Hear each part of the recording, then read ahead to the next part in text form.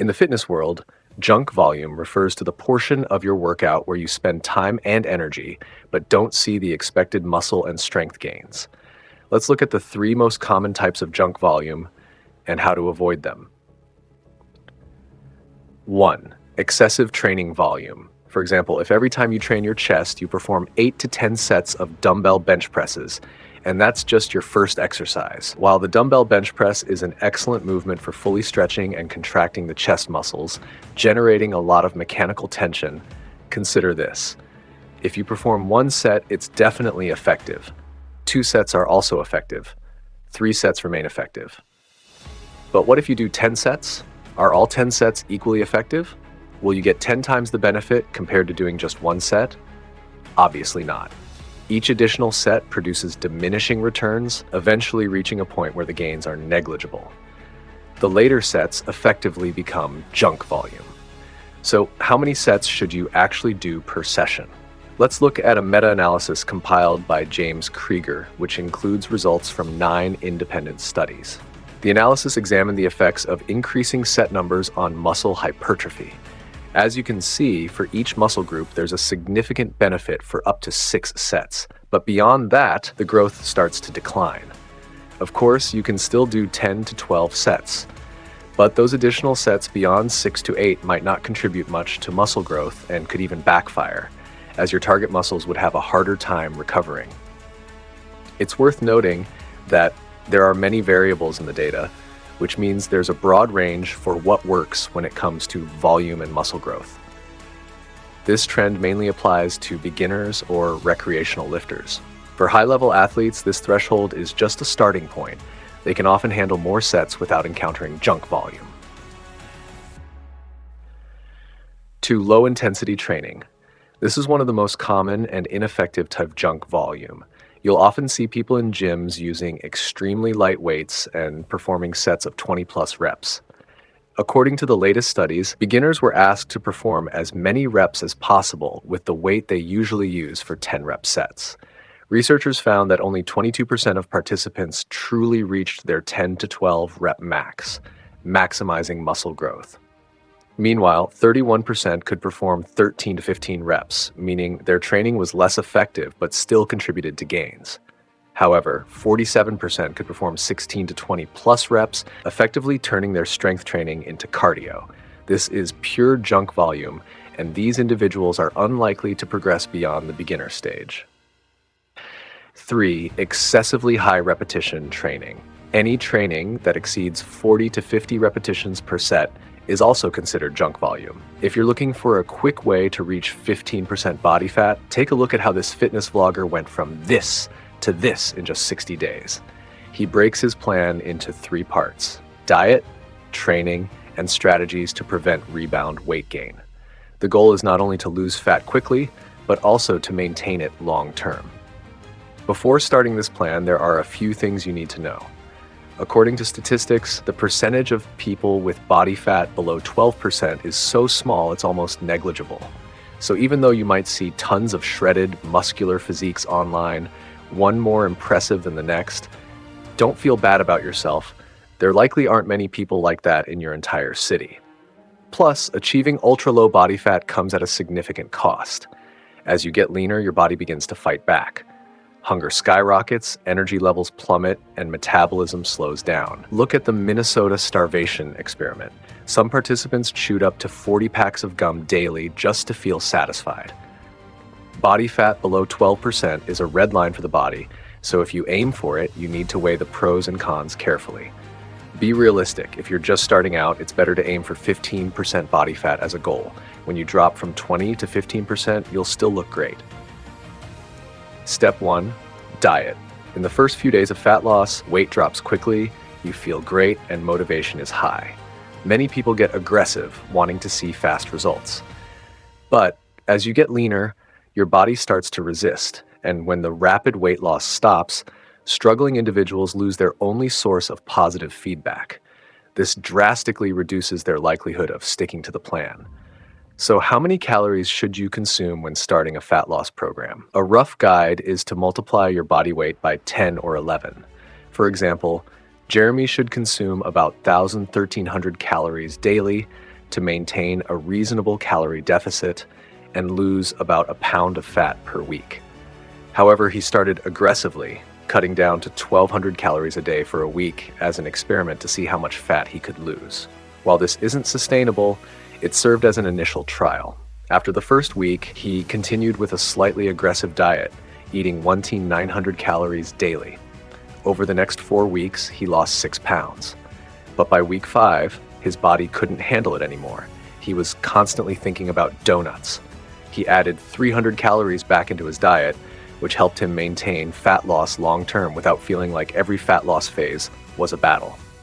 Whether you start aggressively or ease into it, fat loss requires maintaining a long-term calorie deficit.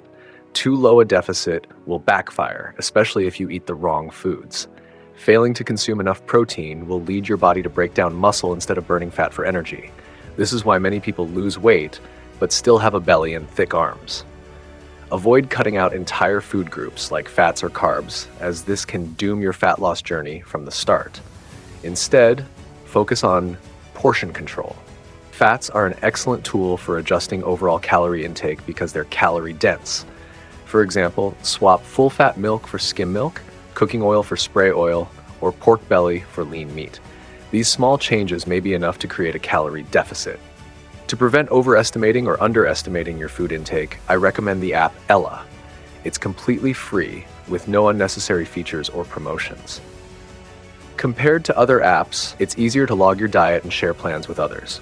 For dinner, cut carbs in half and add more vegetables to feel fuller. Jeremy did just that, and his belly fat quickly disappeared. But the toughest challenge always comes on weekends.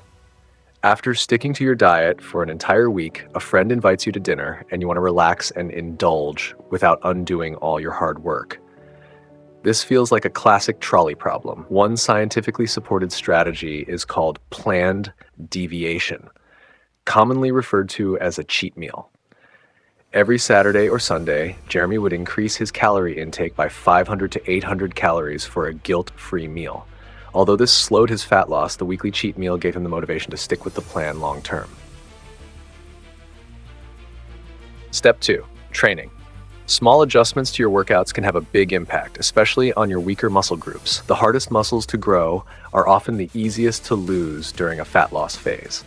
For example, Jeremy increased his chest training volume during his fat loss phase. After 60 days, he lost 10 pounds but gained size in his chest. A newly published study this year found that any untrained muscle is likely to be used as energy in a calorie deficit. This means you should focus on strengthening weak areas.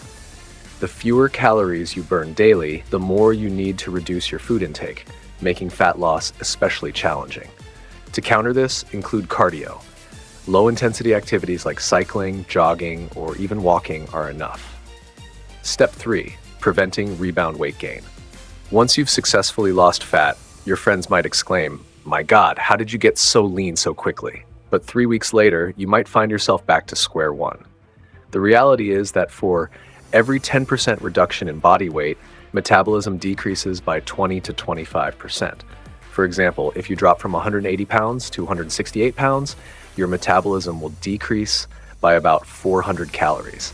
So if you were eating 2,800 calories daily before fat loss, you'll need to account for the reduced metabolism, even after returning to normal eating.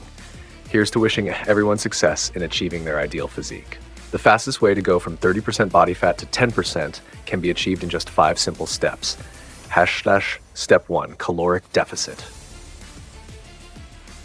A caloric deficit occurs when the calories you burn through daily activities and your basal metabolic rate exceed the calories you consume from food. The larger the deficit, the more fat you burn. However, don't create an excessively large deficit, as it can lower your basal metabolic rate and make it harder to sustain progress later. Remember, slow and steady wins the race. For beginners, a 500-calorie deficit is a good starting goal. There are 3 main ways to create a caloric deficit. 1. Reduce your calorie intake. 2. Increase your energy expenditure. 3. Do both simultaneously. The third option is often the most practical because it allows you to create a larger deficit without relying too heavily on either dieting or over-exercising. For example, to create a 500-calorie deficit, You can eat 200 fewer calories and burn 300 calories through exercise. Find the ratio that works best for your lifestyle. If you maintain a 500-calorie deficit daily, you'll create a weekly deficit of 3,500 calories, equivalent to about 1 pound of pure fat. Step 2. Low-intensity cardio studies show that the proportion of energy derived from carbs and fats changes with exercise intensity. Lower-intensity activities rely more on fat stores as fuel, whereas higher-intensity activities depend more on carbohydrates. This is why low-intensity activities, such as incline walking, burn a higher percentage of fat. When you exercise, your body uses 3 types of fuel: fat, carbohydrates, and protein. For fat loss, it's ideal to use fat as the primary energy source. For instance, if you go for a slow jog and burn 200 calories, about 120 calories will come from fat. If you sprint and burn 400 calories, only about 140 calories will come from fat. Intermittent fasting. The key to intermittent fasting is not what you eat, but when you eat. The goal is to spend more time in a low insulin state each day or week. A typical eating schedule begins around 8 a.m., with meals spaced every few hours until late at night or even midnight if you snack. Intermittent fasting reverses this pattern by limiting your eating window to just 8 hours, fasting for the remaining 16 hours. Once you adapt to this routine, it can become a sustainable lifestyle for the rest of your life.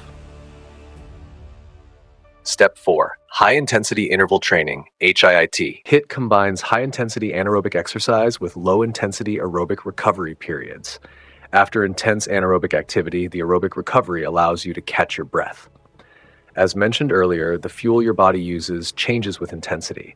Research indicates that HIIT offers greater fat loss benefits compared to traditional steady-state cardio during a fat loss phase. Step 5. Proper nutrition and supplementation. Protein is highly recommended, especially in the form of whey protein. A protein-rich diet offers several benefits. 1. Satiety. Protein keeps you full for longer.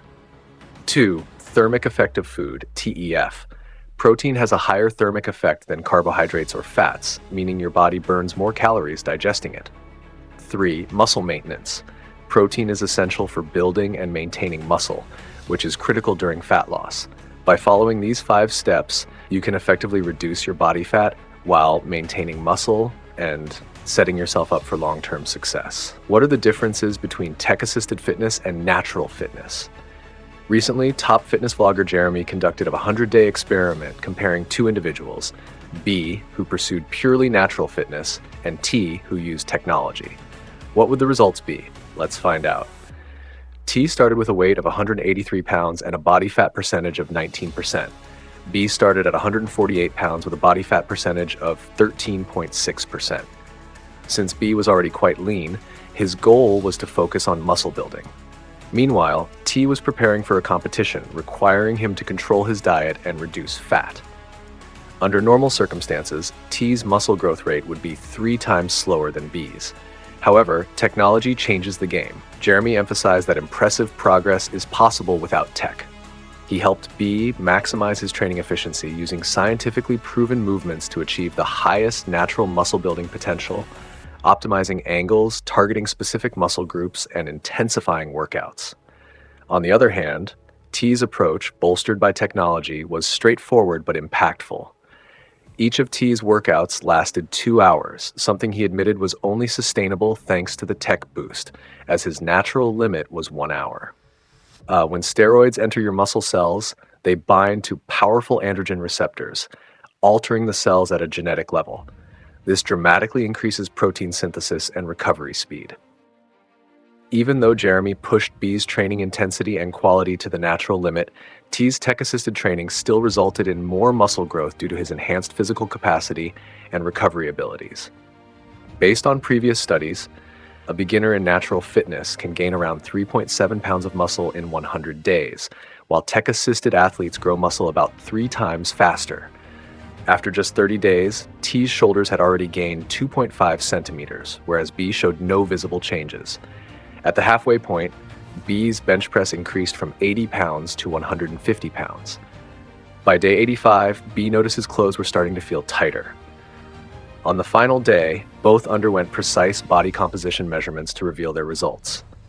B's results: starting body fat 13.6%, final body fat 13.5%, essentially unchanged. Starting weight 149 pounds, final weight 154 pounds. Muscle gained 5 pounds of pure muscle, a commendable achievement for natural fitness. T's results: starting body fat 19%, final body fat 7%. Starting weight 183 pounds, final weight 174 pounds. Muscle gained over 13 pounds of pure muscle while losing more than 10 pounds of fat. This starkly highlights the power of tech-assisted fitness.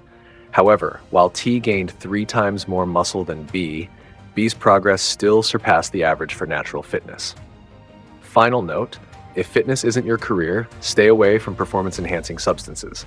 Natural fitness can achieve very satisfying results, and tech-assisted approaches can seriously harm your health in the long run.